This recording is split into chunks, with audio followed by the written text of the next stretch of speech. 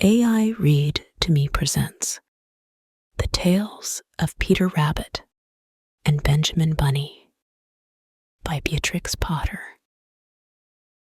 Now close your eyes and relax. The Tale of Peter Rabbit. Once upon a time, there were 4 little rabbits, and their names were Flopsy, Mopsy, Cottontail, and Peter. They lived with their mother in a sandbank, underneath the root of a very big fir tree.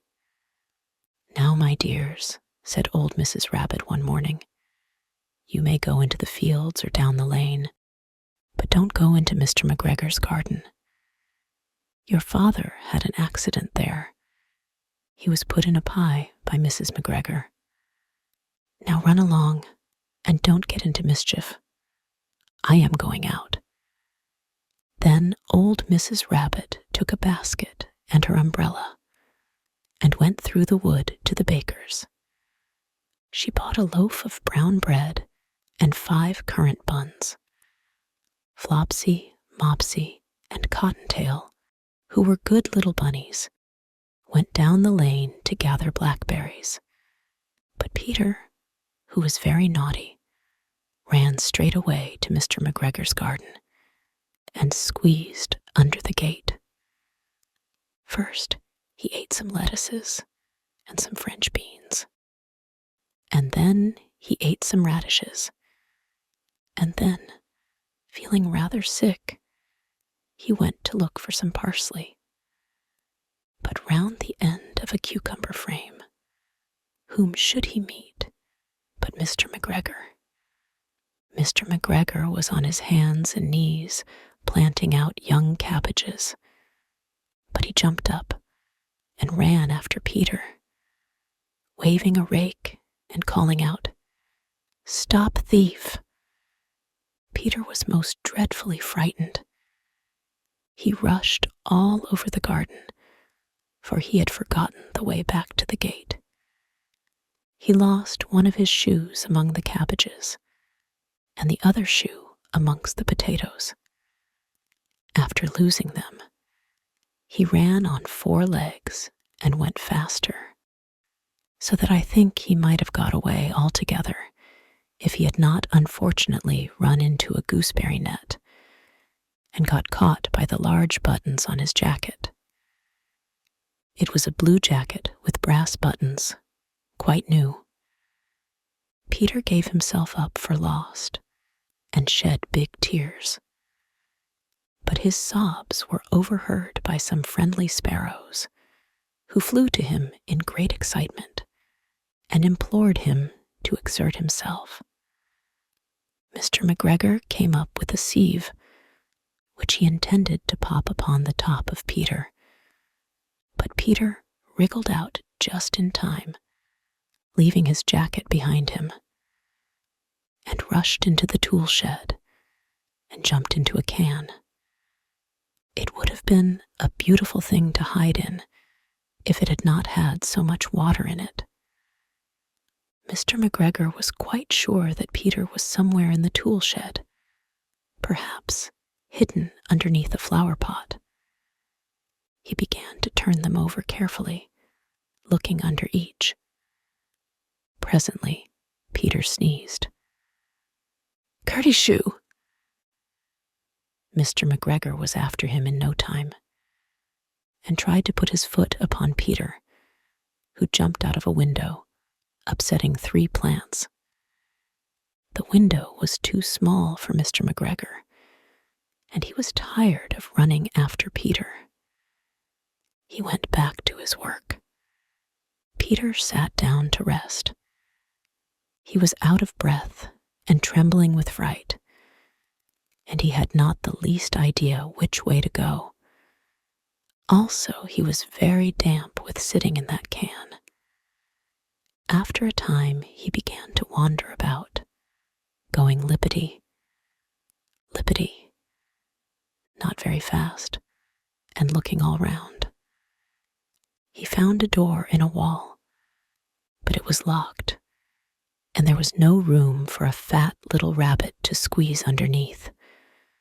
An old mouse was running in and out over the stone doorstep, carrying peas and beans to her family in the wood. Peter asked her the way to the gate, but she had such a large pea in her mouth that she could not answer. She only shook her head at him. Peter began to cry. Then he tried to find his way straight across the garden, but he became more and more puzzled. Presently, he came to a pond where Mr. McGregor filled his water cans. A white cat was staring at some goldfish. She sat very, very still, but now and then the tip of her tail twitched as if it were alive. Peter thought it best to go away without speaking to her. He had heard about cats from his cousin, little Benjamin Bunny. He went back towards the tool shed, but suddenly, quite close to him, he heard the noise of a hoe. Scr-rich, scratch, scratch, scritch. Peter scuttered underneath the bushes. But presently, as nothing happened, he came out and climbed upon a wheelbarrow and peeped over. The first thing he saw was Mr. McGregor hoeing onions. His back was turned towards Peter, and beyond him was the gate.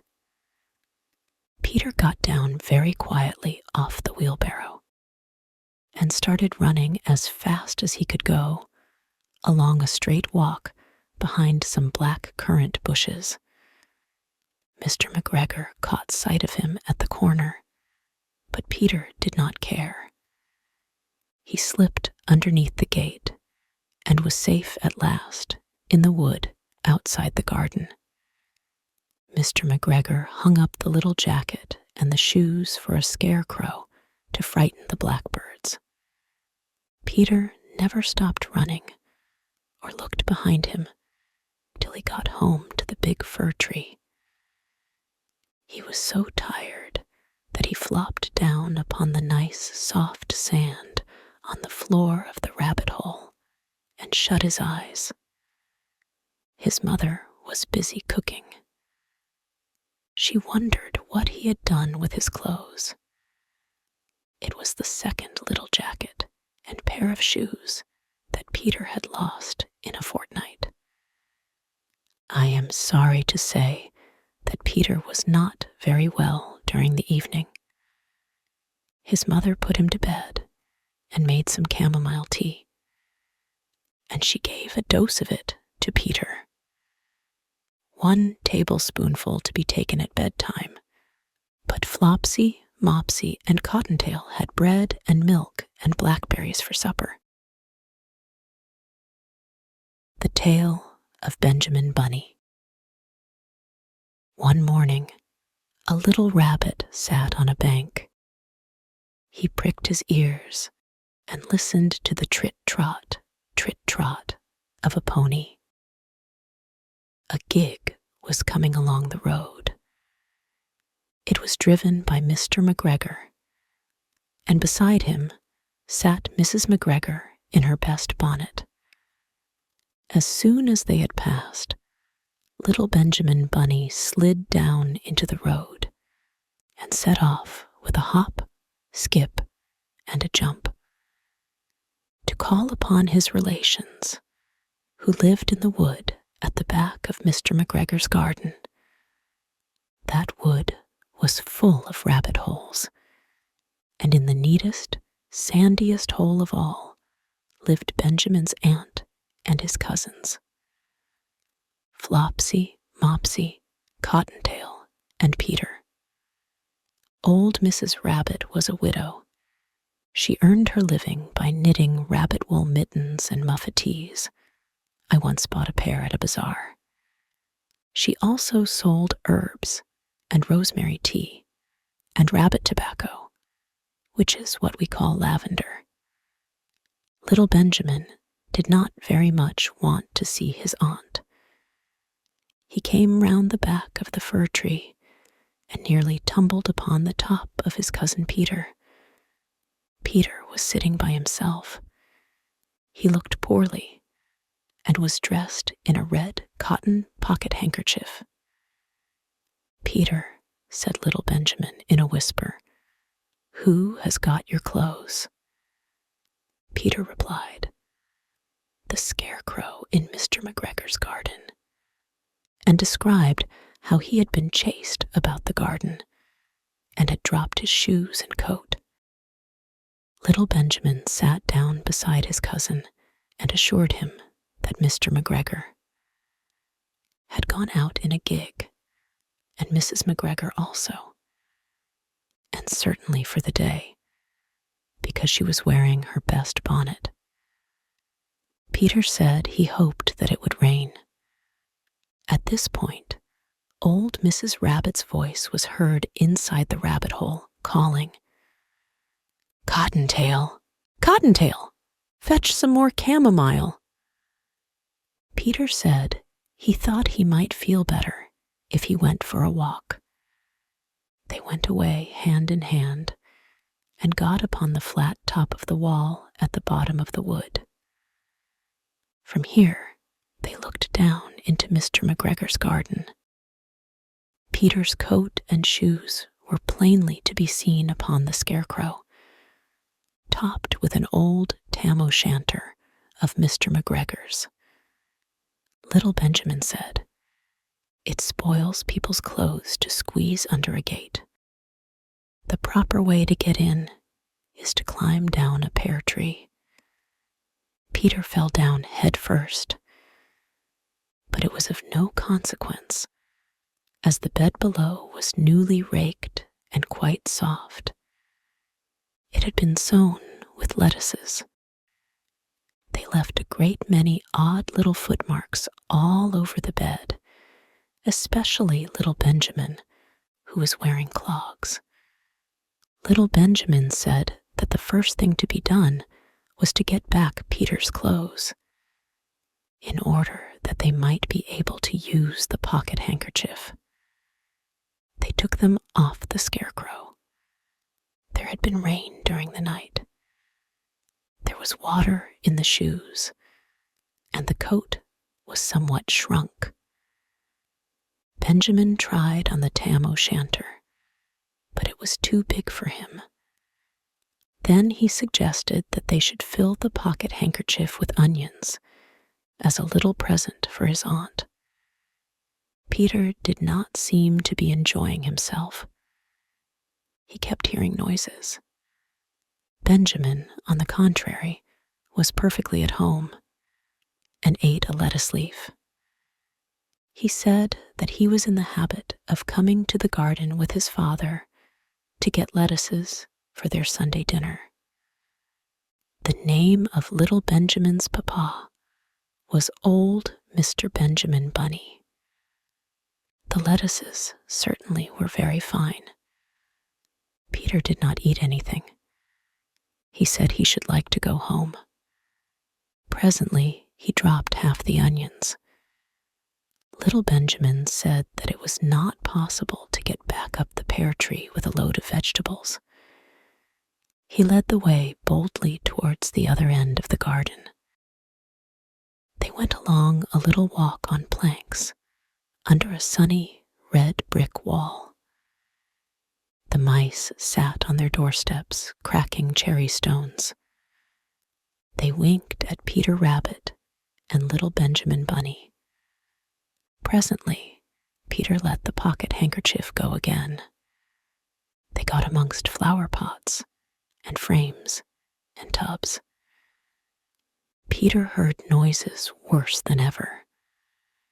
His eyes were as big as lollipops. He was a step or two in front of his cousin when he suddenly stopped. This is what those little rabbits saw round that corner.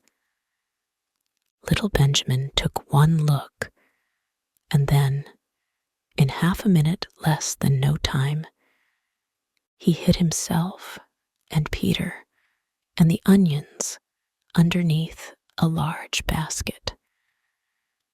The cat got up and stretched herself and came and sniffed at the basket. Perhaps she liked the smell of onions. Anyway, she sat down upon the top of the basket. She sat there for 5 hours. I cannot draw you a picture of Peter and Benjamin underneath the basket, because it was quite dark, and because the smell of onions was fearful. It made Peter Rabbit and little Benjamin cry. The sun got round behind the wood, and it was quite late in the afternoon. But still, the cat sat upon the basket. At length, there was a pitter-patter, and some bits of mortar fell from the wall above. The cat looked up and saw old Mr. Benjamin Bunny prancing along the top of the wall of the upper terrace. He was smoking a pipe of rabbit tobacco and had a little switch in his hand. He was looking for his son. Old Mr. Bunny had no opinion whatever of cats. He took a tremendous jump off the top of the wall onto the top of the cat and cuffed it off the basket and kicked it into the greenhouse, scratching off a handful of fur. The cat was too much surprised to scratch back. When old Mr. Bunny had driven the cat into the greenhouse, he locked the door.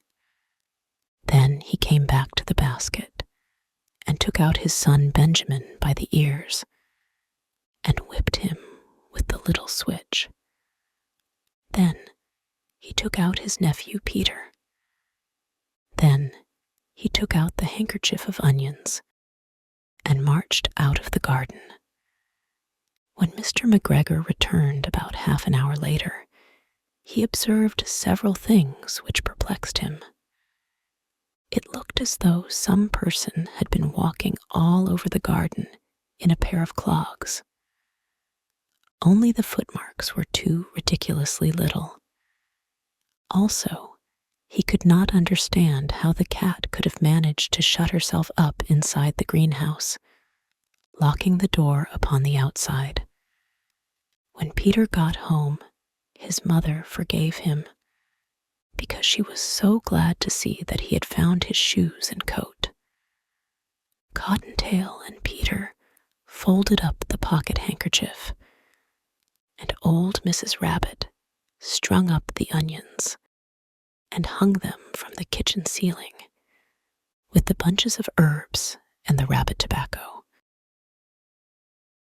This concludes this reading of The Tales of Peter Rabbit and Benjamin Bunny by Beatrix Potter.